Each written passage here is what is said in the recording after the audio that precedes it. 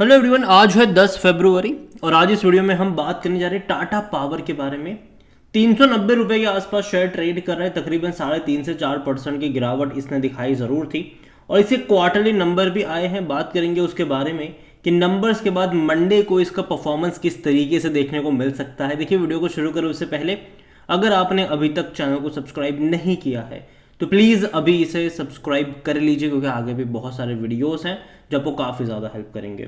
तो 390 रुपए के आसपास शेयर ट्रेड कर रहा है। पिछले एक महीने में अगर हम देखें तो पहले तेजी थी, 345 से लगातार भागा, 410 रुपए तक गया था ये, और अब गिरावट देखने को मिल रही है। अच्छी खासी रफ्तार थी, लेकिन ग्राफ अगर आप ऑब्जर्व करोगे तो एक बड़ी रफ्तार के बाद कुछ टाइम ये बिताता है। जैसे कि अगर आप यहाँ से देखो, 185 से लगातार ये भाग रहा था, ठीक है, 245 पर जाने के बाद ये 230 225 पर भी आया था, वापस तेजी दिखाई थी, 270 पे गया, वापस लंबा करेक्शन था यहाँ पर 235, लेकिन लगातार तेजी यहाँ पर देखने को मिल रही है।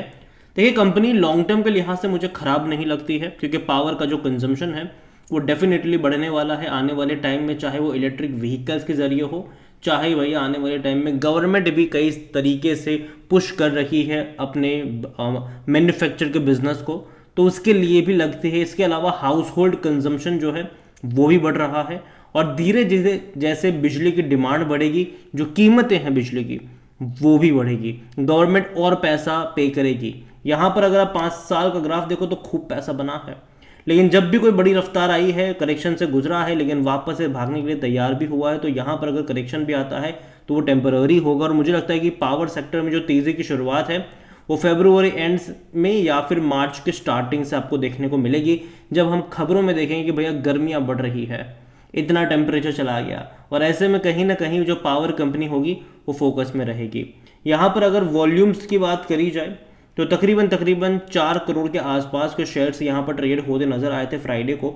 इतना ही नहीं, according to money control user 100% लोग कह रहे हैं खरीदारी करो, बेचने की बात कोई भी नहीं कर रहा, और साथ ही साथ कंपनी जो है वो डिविडेंड भी पे कर रही है। पिछले साल इसने 2 रुपये पर शेयर का डिविडेंड पे किया था, इस बार देखते हैं, हालांकि हर साल जून जुलाई में ही ये डिविडेंड पे आउट करता है, तो अभी डिविडेंड नहीं देखने को मिलेगा। इवन मार्च क्वार्टर के जब नंबर्स आएंगे तब भी नहीं होगा, उसके बाद के जब नंबर आएंगे तब आपको डिविडेंड यहाँ पर देखने को मिलेगा। और जहाँ तक कंपनी की बात करी जाए, वैल्यूएशन की बात करें तो 36 का पी है, थोड़ा सा महंगा है ये, और 31-32 का इसका सेक्टर पी है। तो यहाँ से अगर मान लीजिए कि थोड़ा सा डिक्लाइन दिखाता है ये, और इसका जो पी रेशियो है वो सेक्टर पी से मैच कर जाएगा, तो कहीं ना कहीं वहाँ पर वो एक सस्ते वैल्यूएशन के ऊपर मतलब आपको देखने को मिलेगा, और वहाँ से एक बाइंग इंटरेस्ट भी जनरेट होता नजर आ सकता है। और यहाँ पर 44% एनालिस्ट कहते हैं खरीदारी करो। इनके नंबर्स भी कल आए हैं और नतीजे मेरे हिसाब से एवरेज है, और जनरली मैं एक चीज़ कहता हूँ कि मार्केट जो है वो एवरेज नंबर को अप्रिशिएट नहीं करता है। इसके जो अगर आप रेवेन्यू देखोगे तो 15,740 करोड़ के आसपास के रेवेन्यू होंगे, जो कि इससे पहले के 2 क्वार्टर के मुकाबले, मतलब जून और सितंबर के मुकाबले रेवेन्यू कम हुआ है, लेकिन पिछले साल के दिसंबर के 15,626 करोड़ से कंपेयर करोगे तो माइनर सा ग्रोथ आया है, माइनर सा। और अगर आप आर्टिकल्स भी देख रहे हो तो म्यूटेड ग्रोथ आपको हर जगह देखने को मिल रहा होगा। इतना ही नहीं, प्रॉफिट हुआ है तकरीबन 950 करोड़ के आसपास का प्रॉफिट हुआ है, जो पिछले साल इसी क्वार्टर में 945 करोड़ का था। तो माइनर सा ग्रोथ यहाँ पर प्रॉफिट में भी देखने को मिल रहा है। हालांकि अगर आप इससे पहले के 2 क्वार्टर से, मतलब इससे पहले के सितंबर के मुकाबले आपको अच्छा लगेगा, लेकिन उससे पहले जून में 972 करोड़ का भी प्रॉफिट था। लेकिन बता दें कि जून क्वार्टर के नंबर हमेशा बहुत अच्छे आते हैं। रीज़न ये है कि गर्मी के माहौल में डिमांड बढ़ जाती है, तो अच्छे नंबर जून में होते हैं। लेकिन अगर आप पिछले साल दिसंबर से भी कंपेयर कर रहे हो तो उतना ज़्यादा ग्रोथ यहाँ पर नहीं है, एक म्यूटेड रिजल्ट कह सकते हैं कि इसने दिखाया है। और जैसे कि मैंने कहा कि मार्केट जो है वो कभी भी एवरेज नंबर को अप्रिशिएट नहीं करता। शेयर होल्डिंग के बारे में अगर हम बात करने की कोशिश करें तो प्रमोटर के पास 46.86% की होल्डिंग है। टाटा सन्स यहाँ पर प्रमोटर है, 5.42% म्यूचुअल फंड्स के पास है, जो पहले 3.97% था। मतलब कि बहुत बड़ी क्वांटिटी कह सकते हैं कि म्यूचुअल फंड्स ने खरीदारी करी है। इतना ही नहीं, प्रमोटर के कुछ शेयर्स भी गिरवी थे, पहले 0.66% का स्टेक गिरवी था प्रमोटर का। अभी अगर आप देखोगे तो प्रमोटर ने वो अपने गिरवी रखे हुए शेयर्स भी छुड़ा लिए है, तो ये एक बहुत अच्छी बात है कि प्रमोटर के अब एक भी शेयर गिरवी नहीं है। इसके अलावा यहाँ पर बाइंग इंटरेस्ट म्यूचुअल फंड्स की तरफ से देखने को मिला। हालांकि डोमेस्टिक की 12% की होल्डिंग घट के 11 पर आ गई है। इतना ही नहीं, एफआईएल्स ने भी थोड़ी बहुत बिकवाली करी है, 10.01% से घटकर ये भी 9.86 पर आए हैं। लेकिन देखा जाए तो अभी भी बड़े इंस्टीट्यूशंस बड़ी क्वांटिटी में खरीदारी करके यहाँ पर बैठे हुए हैं। रिटेल और अदर की मिलाकर 26.86% की होल्डिंग है, जिनमें से रिटेल इन्वेस्टर यहाँ पर 22.97% पर है। अदर पार्टीज 3.89% का जो स्टेक है वो लेकर यहाँ पर बैठे हैं। और जैसे कि मैंने कहा कि वो पावर कंपनियां मुझे अच्छी लगती है पिछले 2 सालों से, जब से इलेक्ट्रिक व्हीकल्स की चर्चा शुरू हो चुकी है।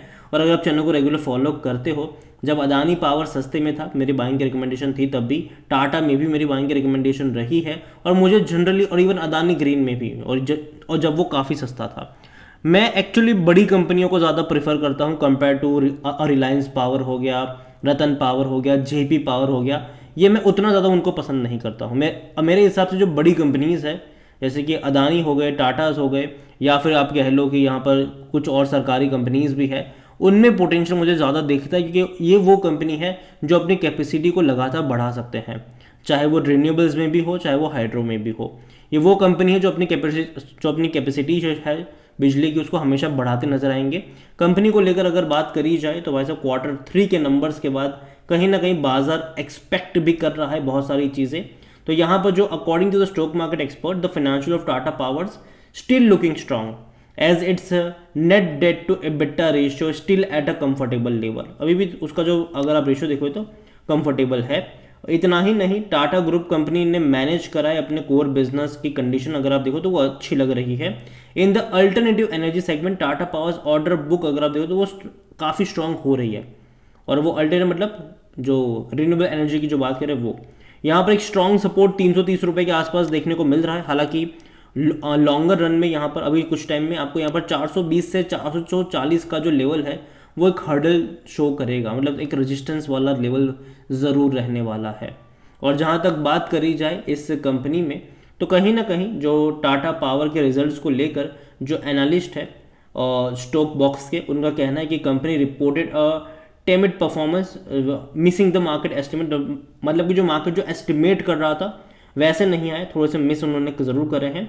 लेकिन फिर भी इन सब के बावजूद भी टाटा पावर का जो बिजनेस ऑपरेशंस है वो काफ़ी अच्छा चल रहा है। इतना ही नहीं, इन्होंने अपनी जो ऑर्डर बुक है उनको भी काफ़ी हद तक बढ़ाया हुआ है, और अपनी जो कैपेसिटी है रिन्यूएबल्स में उसको लगातार ये बढ़ा भी रहे हैं, जो कि अच्छी बात है।